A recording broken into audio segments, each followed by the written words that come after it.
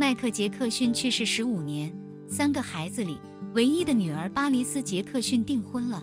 上周五，26岁的她发了一条宣布将与5秒剩下的乐队成员贾斯汀·龙订婚。她发布了甜蜜的求婚照片，并附上了一段温馨的文字，回顾了2人在一起的美好时光。求婚地在匈牙利布达佩斯有名的 New York Cafe。生日快乐，我亲爱的兰，贾斯汀昵称。过去这些年和你一起度过的时光，简直像旋风般无法用言语形容。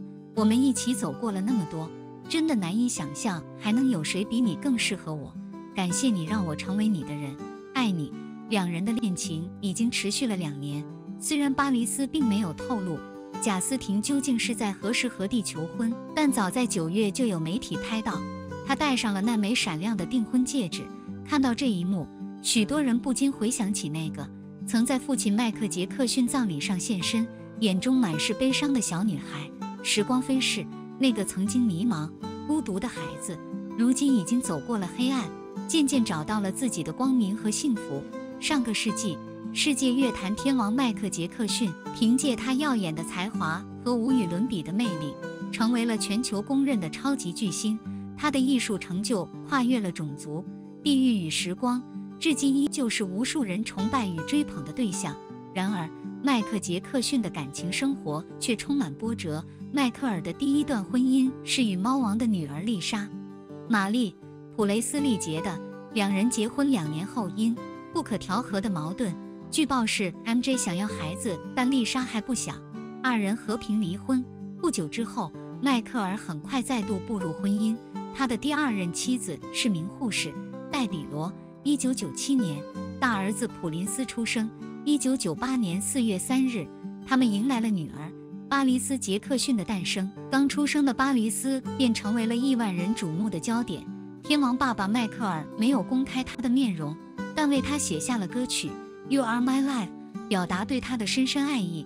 她也许是世界上最受瞩目的小公主，穿着华丽的公主裙，住在迈克尔为她打造的城堡里，搭建了一个占地2800亩的梦幻庄园。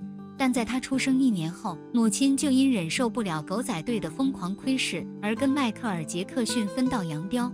尽管如此，帕里斯依然活在幸福与爱之中。迈克·杰克逊是世界闻名的超级巨星，但他对女儿儿子的爱与关怀始终未曾缺席。即便在繁忙的工作中，他总会抽空陪巴黎斯一起玩玩具，享受最简单的亲子时光。为了给3个娃提供一个安全、温馨的成长环境，迈克尔竭尽全力保护他们。他在庄园内安排了24小时的安保巡逻，确保每一刻孩子们都能生活在无忧无虑的世界里。更为细心的是，迈克尔为了保护孩子们的隐私，特意为他们戴上各种面具，避免媒体的偷拍。他总是让孩子们在公共场合戴着面具，尽可能地让他们远离外界的喧嚣与窥探。在爸爸的全力保护下，他唯一的女儿小巴黎斯的世界安静而美好。她是那个被父亲捧在手心里的小公主，过着别人无法想象的幸福生活。然而，命运的无常让一切美好在2009年6月25日戛然而止。迈克·杰克逊突然去世，那一天，所有的报纸头条都充斥着天王离世的消息。对于世界来说，迈克尔是无法复制的伟大巨星，但对巴黎斯来说，他永远是那个给予他无限温暖与力量的父亲。而父亲葬礼的那一天，人们也第一次看到了帕里斯的脸颊。这个悲伤的11岁小女孩就这样毫无防备，被迫站到了全世界面前。从我出生那刻起，我爸爸就是最好的父亲。迈克尔的突然离世，像一场晴天霹雳，彻底打破了巴黎斯的世界。他曾经在父亲的庇护下，过着平静而安逸的生活。然而一切美好在瞬间消失。每当这个11岁的小女孩试图踏出家门，迎接她的便是成群结队的八卦记者，他们围追堵截的速度远远超出她的想象。记者们拿着相机，犹如猎人拿着猎枪，闪光灯的强光让她成为了被瞄准的猎物。没有人知道她此时的感受，只有无情的镜头一遍遍捕捉她的每个细微动作。在这样的围追堵截下，刚刚失去父亲的巴黎斯几乎没有一刻可以喘息。尽管他和2个兄弟继承了高额遗产，巴黎斯身价1.5亿美元，但整个青春期，他一直在痛苦之中，患上了抑郁症，持续自虐，甚至几次精神崩溃，割腕轻生，手上留下了无数疤痕。那段时间，巴黎斯的轻生未遂消息成为了媒体的头条，而离开了父亲为他打造的梦幻庄园，他在学校中也被同学孤立欺凌，像一个孤岛一样与周围的世界隔离开来。面对同龄人的冷嘲热讽，巴黎斯选择以叛逆来回应这一切。他学会了抽烟、喝酒，在身体上纹上纹身，希望让自己看起来不再软弱。他的每一处纹身，要么是纪念父亲，要么是掩盖曾经割腕留下的伤痕。然而，媒体从未放过他。巴黎斯的堕落形象成了最热的话题，他的叛逆与痛苦被无情放大，成为大众消费的素材。所有人都在谈论他的堕落，却很少有人关心他背后的伤痛。但是，他还是在挣扎之中活了下来。他从学校毕业，成年，走入社会，在经历了无数的痛苦和挣扎后，巴黎斯终于找到了一个出口：音乐。正如他在4岁生日时所说的，我想做爸爸在做的事情，像爸爸一样唱歌跳舞。他想要站在属于自己的舞台上，成了继承父亲音乐梦想的传承者。这对巴黎斯来说并不难，她是天王之女，在音乐上面很有天赋，也有很多人愿意帮助她。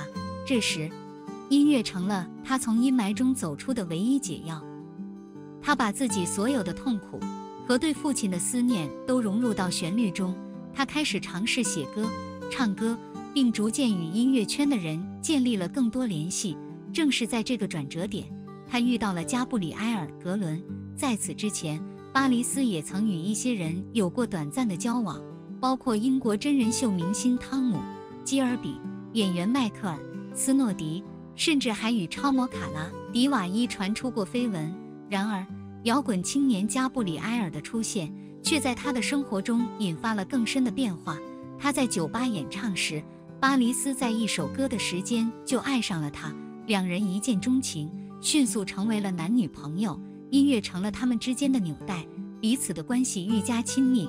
巴黎斯与加布里埃尔一起写歌、唱歌，分享彼此的梦想和生活，一起在卡车里旅行，一起在舞台上展示自己的音乐才华。两人共同组建了乐队 Sunflowers， 发行了专辑，在音乐圈走得越来越远。对于巴黎斯来说，遇到加布里埃尔就像是命运的一次重启。